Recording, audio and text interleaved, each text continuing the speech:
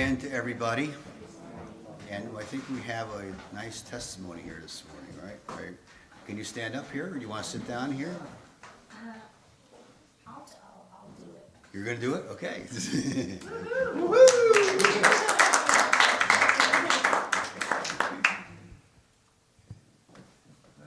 Good morning, everybody. It's kind of hard to find words because there are no words. But as you all know, I've been pretty ill. And back in the end of July,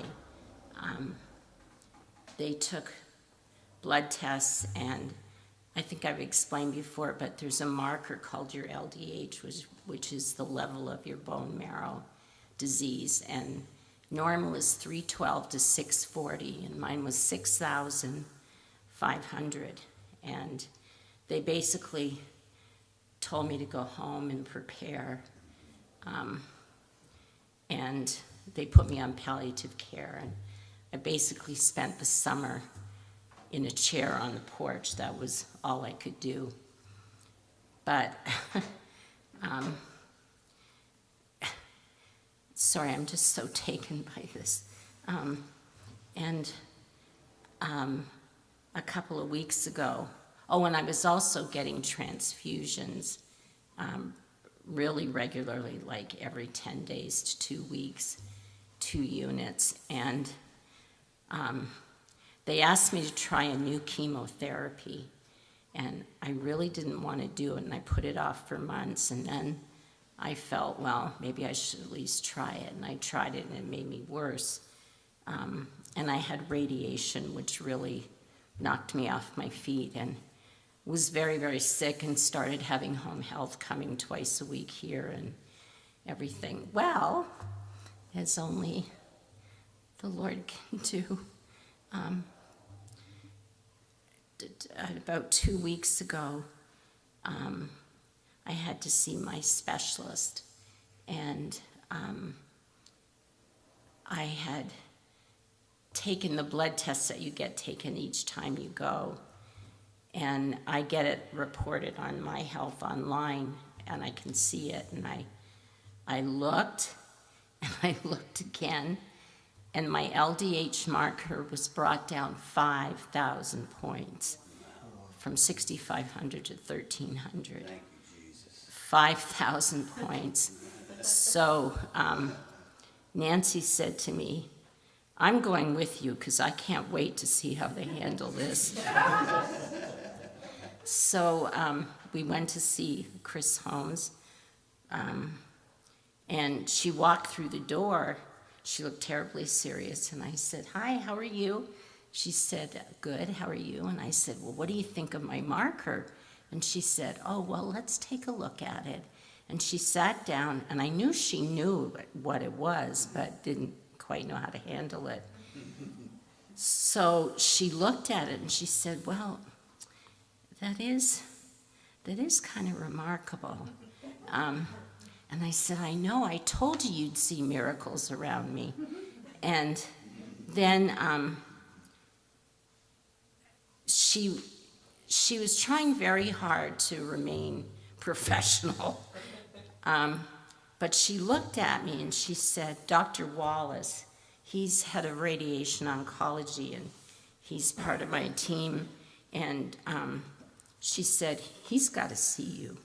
I said, I don't think I can walk that far to his office. And she said, well, hold on a second. So she left, and she came back, and there was a knock on the door, and they opened up the door, and there was Dr. Wallace. He's like 6'6", and he looked at me, and he just threw his arms around me and gave me the biggest bear hug. And he said, oh my gosh. And he said, how are you feeling? And then he patted my tummy, because that's what everybody's been fascinated with. And so he patted my tummy, and he holds me back again, and then he gives me another great big bear hug.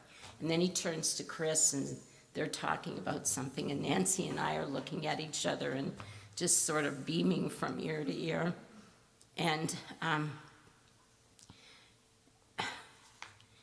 And so and the other thing I forgot to tell you was just before whenever the Lord did it, and I know when he did it, but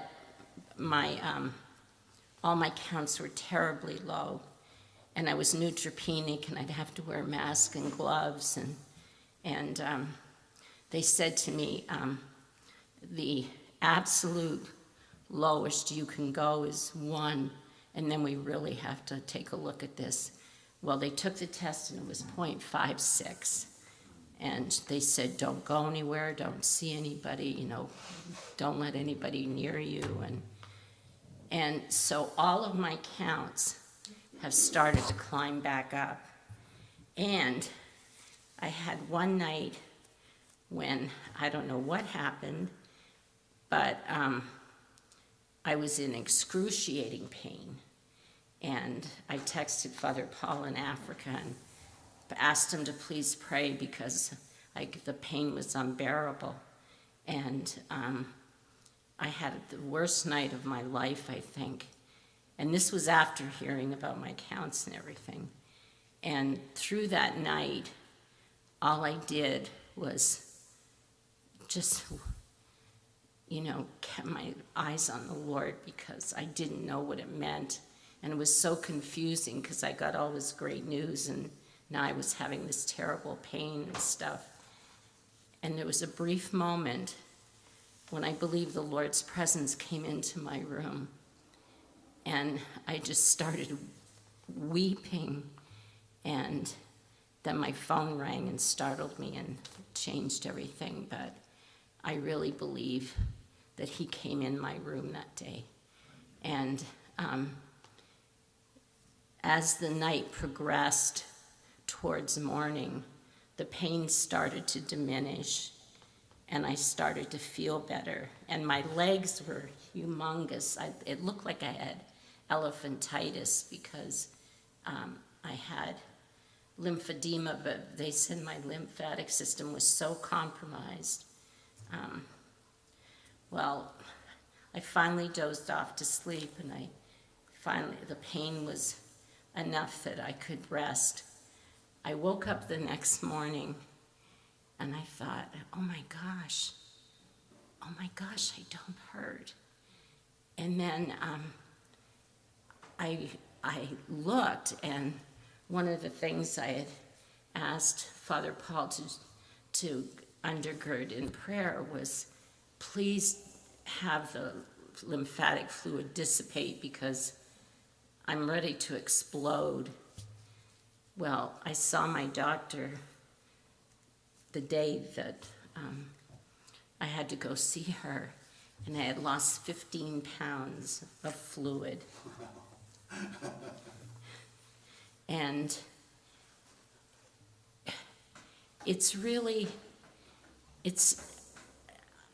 they can't explain it, as you can imagine.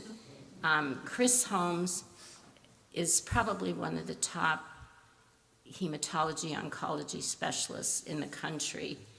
She just doesn't know what to do with it, but Dr. Wallace is a believer. So it was really neat to see him just so animated and so excited.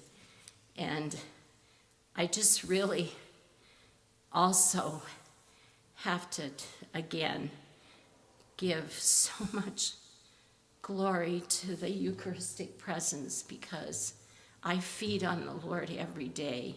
And I know he's sustaining me. I just know he is. And I want to thank him for that. And if you ever wrestle with the belief that that's really Jesus, just ask him to show you because he will. He will show you. And so that's what my testimony is that I'm doing much better, way better.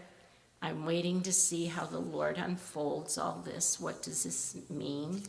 I'm praying my organs will go back to a normal size. And I just I'm just so blown away by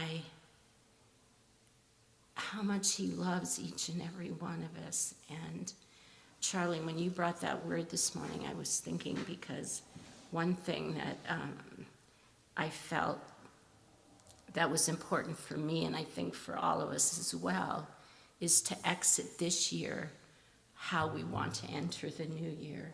And that's giving him not all the glory and praise, but to truly have him first in our life, above everything, even in the midst of the worst things that you can imagine, because he's there, and I'm here, and I'm not supposed to be, and I'm probably going to get kicked out of palliative care now, which is really nice. So, thank you.